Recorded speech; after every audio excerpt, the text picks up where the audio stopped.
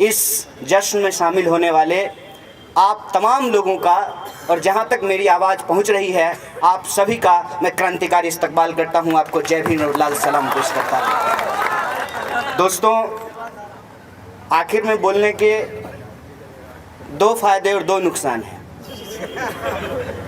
दो फायदा ये है, पहला कि बाकी स्पीकर ने जो बोला है उसको मिला जुला करके समाप्त कर दीजिए, और दूसरा कि लोग पहले से ही सुन सुन करके चट गए हैं तो आपको बोलना कम पड़ेगा। दो नुकसान क्या हैं? पहला कि आपको बहुत देर तक इंतज़ार करना पड़ेगा, आपको भी,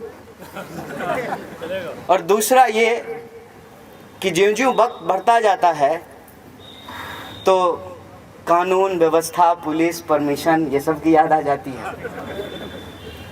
तो मुझे लोगों ने सुनाया कि इस प्रोग्राम को करने में थोड़ी परमिशन की दिक्कत हो रही थी आपके नाम पर, तो हम सोचने लगे कि अब तो चुनाव ही लड़ लिए हैं, मैंने ये भी कर लिए, चलो कर ही लेते हैं। और चुनाव आयोग के हिसाब से बेगूसराय लोकसभा क्षेत्र के हम इलेक्टेड अपोजिशन हैं। हमने अपनी जमानत नहीं जब्त कराई है, और उमर कह रहा था कि सब कुछ बिक रहा है। नहीं, सब कुछ नहीं बिक रहा है, तुम नहीं बिके हो, हम नहीं बिके हैं, ये लोग नहीं बिके हैं, तो जमानत भी जब्त नहीं कराए हैं और जमीर भी हमारा जब्त नहीं हुआ है, तो फिर परमिशन की परेशानी क्यों है? हमको लगता है कि जब तक विधायक खरीदने का पावर नहीं हो जाएगा ये लोग सीरियसली नहीं लेंगे। थोड़ा सीरियसली लीजिए सर, सीरियसली नहीं लीजिएगा तो जब आपके ऊपर भी डंडा चल रहा था ना, लोग सीरियसली नहीं ले रहा था। हम लोग लिए इसीलिए जब 26 नवंबर को आज यहाँ खड़ा हैं तो सिर्फ हेमंत करकरे को याद नहीं कर रहे हैं, कांस्टेबल तुकाराम को भी याद कर रहे हैं कि ये व्यवस्था सिर्फ आईपीएस आईएएसओं, मंत्रियों और मुख्यमंत्रियों से नहीं बनता है। देश स्वीपरों, तांगा चलाने वालों, टेम्पू चलाने वाले, रिक्शा चलाने वाले, दुकानदारों, माँओं, बहनों, मजदूरों, किसानों, सिपाहियों, सैनिकों, सबसे देश बनता है। देश का अंदाजा आप ऊंची उठी हुई बिल्डिंगों से नहीं लगा सकते हैं, आपको ये देखना पड़ेगा कि फुटपाथ पे चलने की जगह कितनी बची है। इसीलिए आज जो हम यहाँ खड़ा होकर के कॉन्स्टिट्यूशन डे मना रहे हैं, इसकी ज़रूरत सिर्फ मुझे या इस मंच पे बैठे हुए या इस कार्यक्रम में आए हुए लोगों को सिर्फ नहीं है, इसकी ज़रूरत पुलिस को भी है और वकील साहब को भी है। इसकी ज़रूरत आईपीएस को भी है और कांस्टेबल को भी है।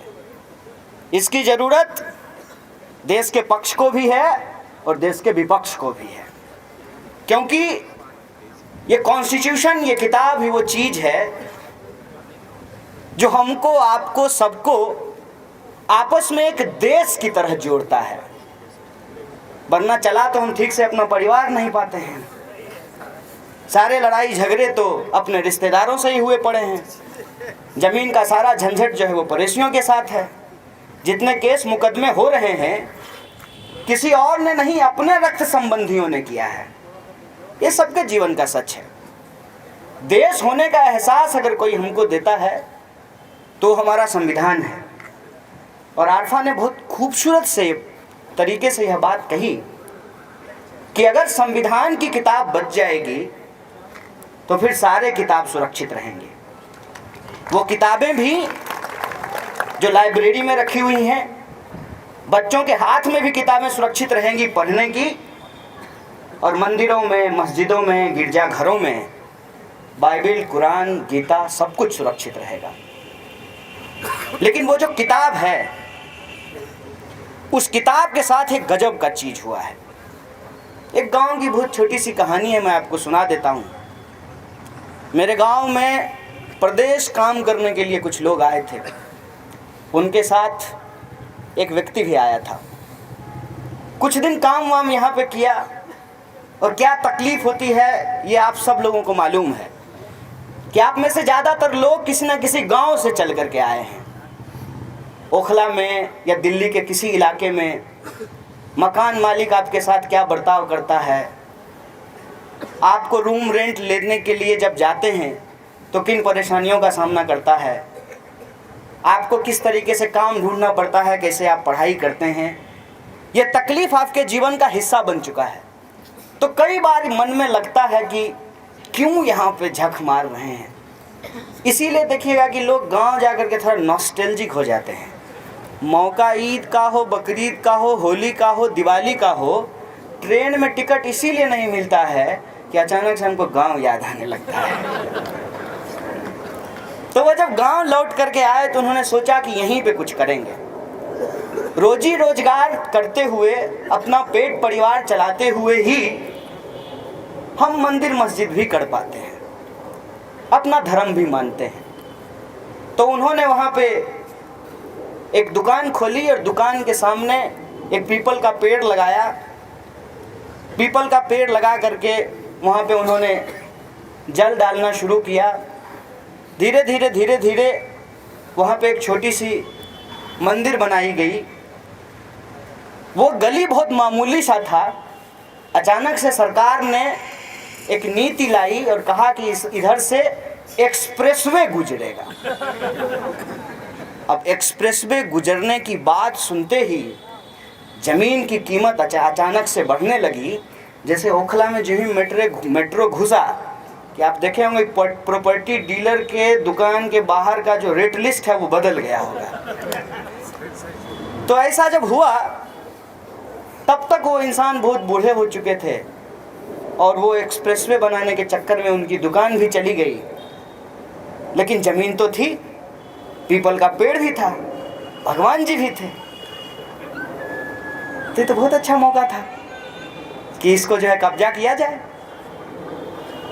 और जो लोग उस इंसान के दुकान खोले जाने का विरोध कर रहे थे वो ये बोल करके उस मंदिर में अपना हक स्थापित किए कि देखो इस जगह की पहचान तो जो है उस अमुक व्यक्ति ने ही की थी।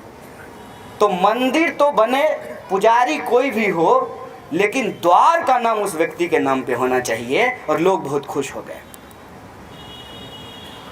मुश्किल ये नहीं है कि हम संविधान खतरे में हैं ये बात बोल रहे हैं, ठीक बात है, खतरे में है तो बोलेंगे लोग। मुश्किल ये है कि जब हम ये बोलते हैं तो किसी को सच क्यों नहीं लगता है।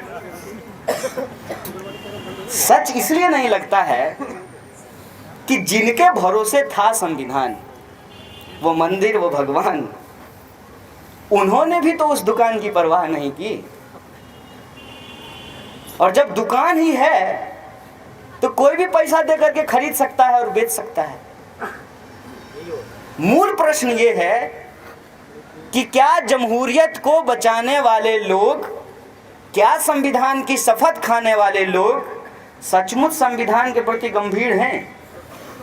अगर वो गंभीर नहीं है तो बीजेपी को तो कभी संविधान से प्यार ही नहीं था। हम लोग प्रश्न ही एक्चुअली दूसरे तरीके से कर रहे हैं, इसीलिए मूल सवाल पे पहुंच नहीं पाते हैं।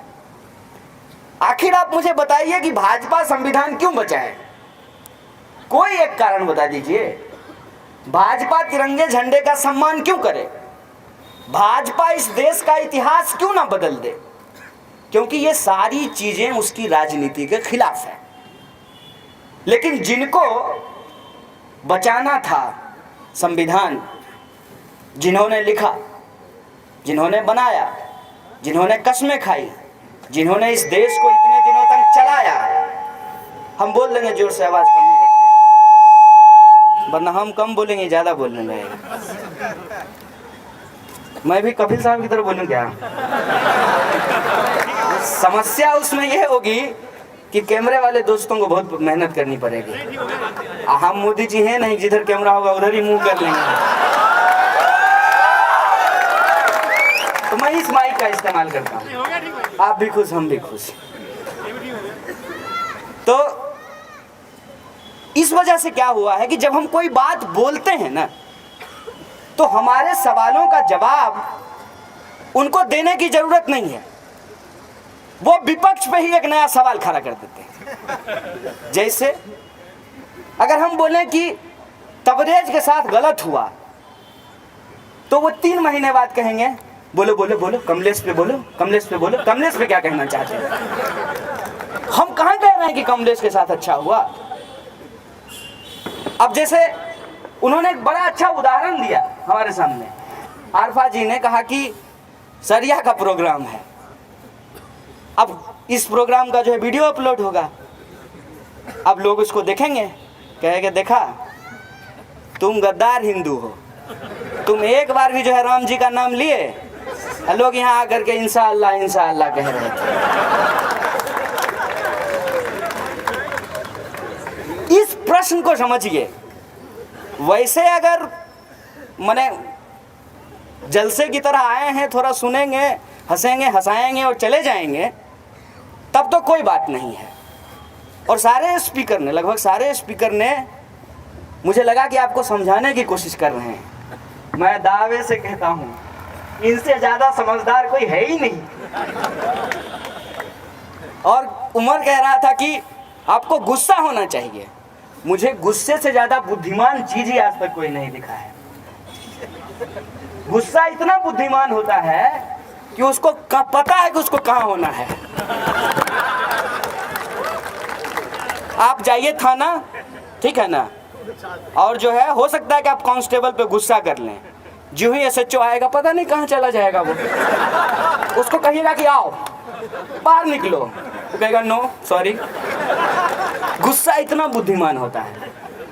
तो इसीलिए मैं जो है वीर रस का और आक्रोश रस का व्यक्ति नहीं बचा हूँ, मैं कहीं और चला गया हूँ। मुझे प्यार मोहब्बत प्रेम ये सारी चीज़ें ही अच्छी लगती हैं, क्योंकि मुझे ये समझ में आ रहा है कि गुस्से में तो लोग ऑलरेडी हैं, बहुत गुस्सा है। माने सिग्नल पे आप रुक जाइए और सिग्नल पे जो ही 5-4 हॉर्न देना शुरू कर देगा। भाई 0 तो हो जाने दे, ग्रीन तो होने दे। मेट्रो पे आप रोज चढ़ते हैं, बोलिए आपको एफर्ट करना पड़ता है घुसने के लिए, खड़े हो जाइए घुसा देगा। उतरने के लिए एफर्ट करना पड़ता है। बहुत गुस्सा है, वायलेंस की भी कोई कमी नहीं है। मेरे कुछ दोस्त जेएनयू के पढ़े हुए, जेएनयू में पढ़ाई होती है, इतना आश्चर्य से मत देखिए। अभी आपके इस इलाके के जो डीसीपी हैं वो जेएनयू से ही पढ़े हुए हैं, जेएनयू से पढ़ के आए हैं। मैं बड़ी एक इंटरेस्टिंग बात आपको बताता हूँ। इसको मैं इसलिए बोल रहा हूँ कि कभी कहा जाता है, जैसा आरफा जी ने भी कहा आपको, कि हिंदू खतरे में है और मुसलमान खतरे में है। मोहम्मद रफ़ी साहब काली जी का भजन गाने का रियाज कर रहे थे, तब उनकी मौत हुई थी।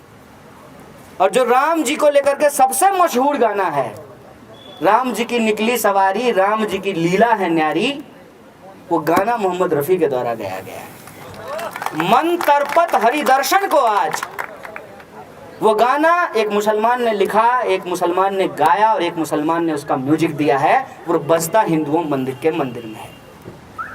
जय हिंद का जो नारा है, आरफा जी को गाली देने के लिए वो लोग नीचे लिखते होंगे जय हिंद। जय हिंद का नारा एक मुसलमान का दिया हुआ नारा है। पूर्ण आजादी की मांग करने वाला पहला व्यक्ति मौलाना हसरत मोहानी थे। देश के पहले शिक्षा मंत्री मौलाना अबुल कलाम आजाद थे। ये बात मैं क्यों बोल रहा हूँ? यह बात मैं इसलिए बोल रहा हूँ कि ये बात सबको बोलने और समझने की ज़रूरत है। वो समझ भी रहे हैं, बोलने की ज़रूरत है। मुझे आपकी समझदारी पे बिल्कुल शक नहीं है। कई बार मैं समझता हूँ कि आपके जो जीवन के अनुभव हैं वो मेरे अनुभव के सामने बहुत बड़ा है, लेकिन उसको बोलने की ज़रूरत है। इतना बड़ा पुलवामा अटैक का मामला है, उसका नाम चेक किए हैं? किस धर्म के लोग उसमें नहीं हैं? सभी धर्म के लोग हैं, सभी जाति के लोग हैं, सभी इलाके के लोग हैं। यही तो भारत है। और इस भारत को अगर कोई आपस में जोड़ता है तो हमारा देश का संविधान है। उस संविधान में जो लिखे हुए अल्फाज हैं, जो शब्द हैं, जो मूल्य हैं, जिस पे डॉक्टर साहब सवाल खड़ा कर रहे थे, वो सवाल जायज हैं, लेकिन उन सवालों को लेकर दुख और तकलीफ मनाने से कुछ नहीं होगा।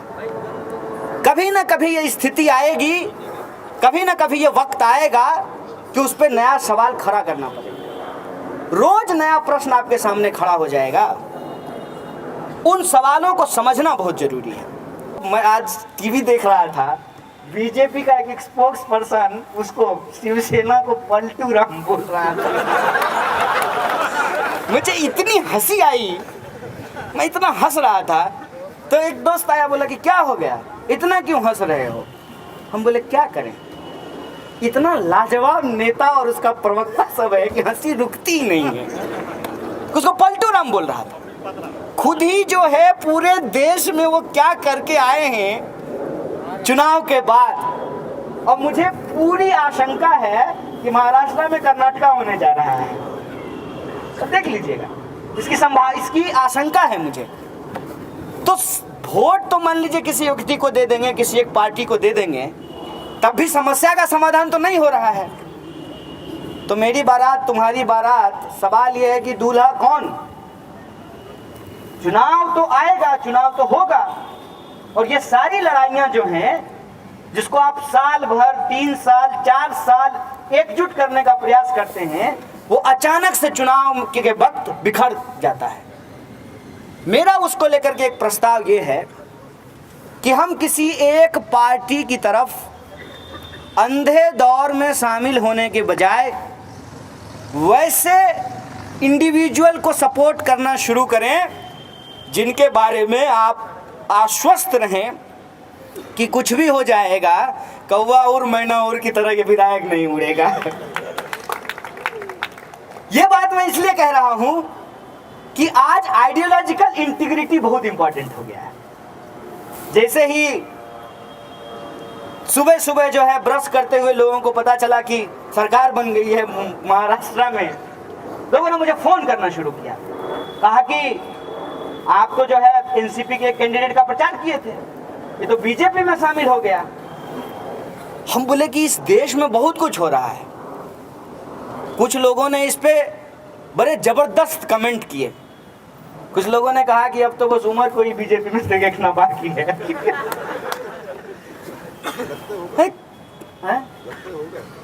नहीं, लगता नहीं है, लेकिन अगर तुमको चाहिए, तुम चाहते हो कि वॉशिंग मशीन का शेयर करके आना है तो हो आओ। तुरंत जो है तुम देशद्रोही से देशभक्त हो जाओगे। तो ये जो परिस्थिति है उसमें हमको लगता है कि जिनकी प्रतिबद्धता हो, जो बिकेंगे नहीं, जिनके ईमान बिकाऊ नहीं हो, जिनके शब्द, जिनके विचार, जिनका जमीर बिकाऊ नहीं हो, ऐसे लोगों को आपको पहचान करनी पड़ेगी।